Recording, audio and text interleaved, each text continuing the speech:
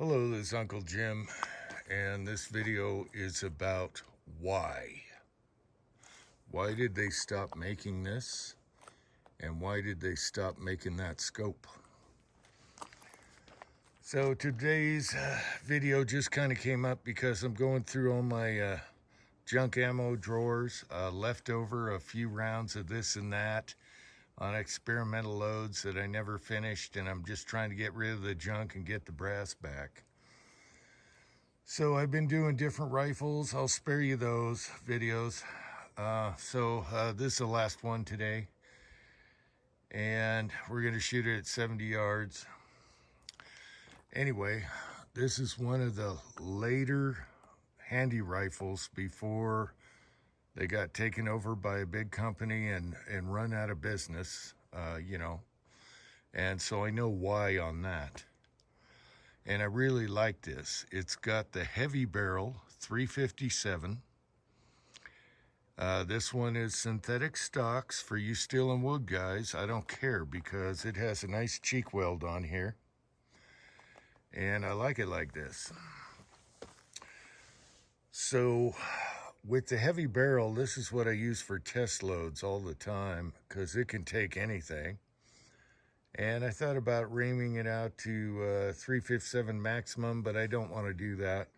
I already have a contender in that barrel, so I'm just going to leave it like this. This is one of my favorite guns, and I haven't shot it forever. So we're bringing it out today because of the junk ammo.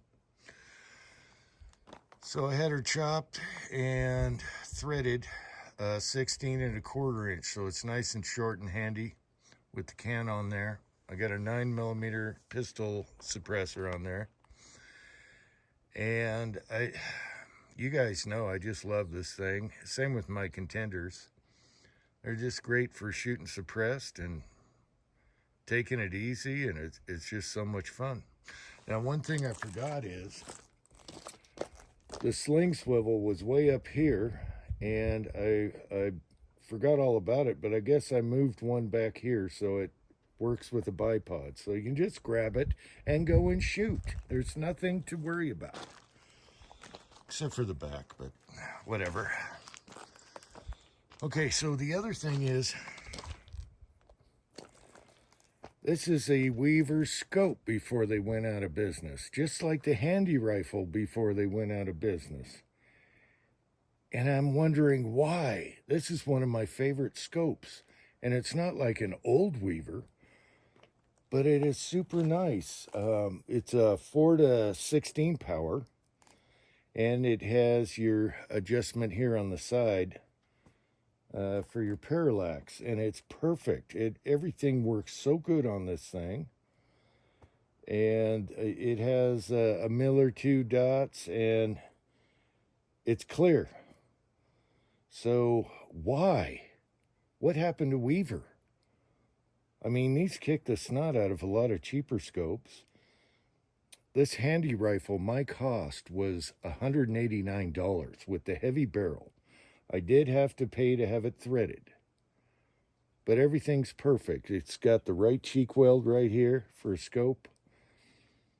I just love it. The scope, I can't remember what I paid for, but it's not expensive compared to all the Chinese stuff out there. And this is Chinese, but it is clear. It's one of my favorite scopes. It's awesome. What happened? What happened to Weaver? I would have bought 5 of these if I knew they were going out of business. I can see everything. This is like a spotting scope. So right now I have it turned down to 12. Instead of 16, and I can see everything at 70 yards perfectly. And so we're going to shoot some junk drawer ammo here just to, do a video. So I thought I'd turn the camera on and talk about it. But, I haven't shot this for a long time. And this one actually has a good trigger on it. Right out of the box. I've never been in here. Don't need to. Everything is perfect. All right, let's shoot it. We're going to shoot some 357 subsonic ammo. in various kinds. Just get it out of the junk drawer. And I have no idea where it's going to hit or anything, but we'll see what happens. All right. Okay, here's the other side. I just put a slip-on little bullet shell holder here, and I like it because it's really slim. And whenever I take a shot, I can put my empty right back where it was. It only holds 9, but that's fine. I just love this. Okay, this is going to be fun, bringing out an old gun. I see a storm coming in. It's been hot out. I've been getting my ass kicked in the yard for 2 days, and it's about time I had some fun. So let's start with, I got 2 of these, whatever they are. And let's see what happens. So why not shoot 38? Well, I do shoot a lot of 38, but I was testing bullet jump with 357 subsonic. So I'll just pick out a target and see if it prints there. Yeah, this has crosshairs and 3 mil dots below it. And I really love this scope. As a matter of fact, I'm going to take off my sunglasses because that looks like a dirty window. There we go. All right. I'm going to pick out a 1-inch square. Let me go over here. All right. This is all improvised, just running the camera. All right, let's see what happens.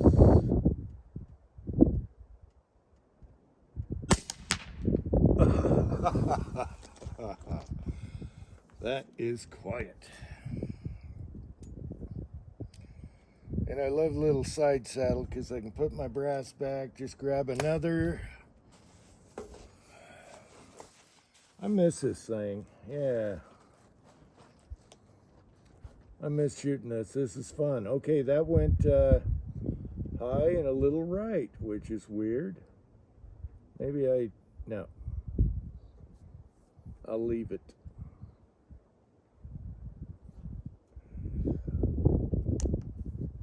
I gotta remember to cock it. I've been shooting semi-autos for so long. And that trigger is nice and crisp. Okay, those are really close together. And for a 357, that was very quiet. All right, now we're gonna do another load here. 158 grain. And I have 4 of those. And then I can get the brass back. I'm gonna aim at the same spot. Even though I'm not collecting it in the dirt, they're a little high. I should aim at a lower, let me aim at a lower target. All right, that way I can dig them up again.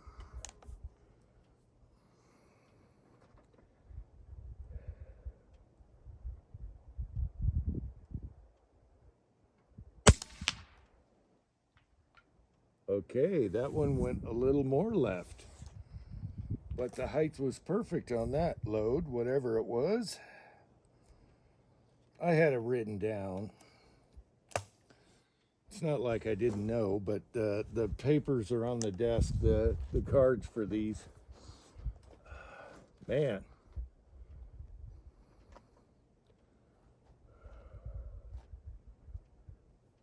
I'm telling you, I love this scope. And I can't get them anymore. Those are both in the same hole. It's too bad when they ruin a good thing, you know?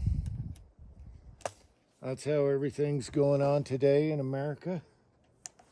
Ruining a good thing.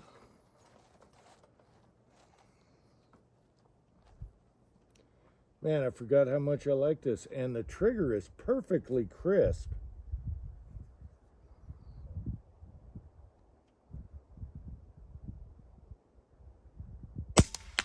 And the scope is so nice. Those are in the same hole. I don't know, you think when they're on their last legs they'd start skimping, but this is probably their best handy rifle barrel. It's a heavy barrel, and the bore is so nice, and I run 2 patches through it and it's clean. So it's obviously polished and everything. I don't get it. Probably the best $189 I spent in a while. And that was brand new from the dealer. Oh, you just can't beat that. I mean, yeah, if you want to sling lead real quick, that's one thing, but if you want to just take your time and have fun, this can't be beat. I'm sorry. Now, their 44 Magnum barrels had an issue. They didn't rifle the barrels correctly for heavier loads, but on the 357 they did it properly. So that's the only issue. Otherwise, I would have bought a 44 Magnum. But the twist rate wasn't right for what you want to do here, shoot quietly with a heavy bullet. And I've shot all kinds of bullets through this. Different weights, everything. 38 shoot awesome. 357, it doesn't matter if it jumps or not. I've shot great grips with 38s. And it's not picky on what cast bullet I use as far as accuracy. So why? Same with the scope. The focus on this. Oh. Let's move the camera over a little bit. The focus on the scope is awesome. I mean, it is awesome. Why? The parallax on the side, perfect. Right now I have it at about 75 yards, so I'm right there at 70. As a matter of fact, let me turn it down and see if it's still perfectly focused. Yes, it is. So everything is perfect on what range it says, and then it goes into infinity. 400 yards is the last, and then it's just infinity. And 25, whatever. I've shot this scope at 4 power all the way to 16. Everything is great. Why?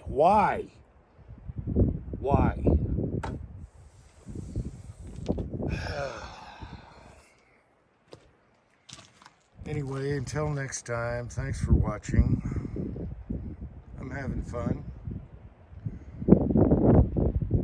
America.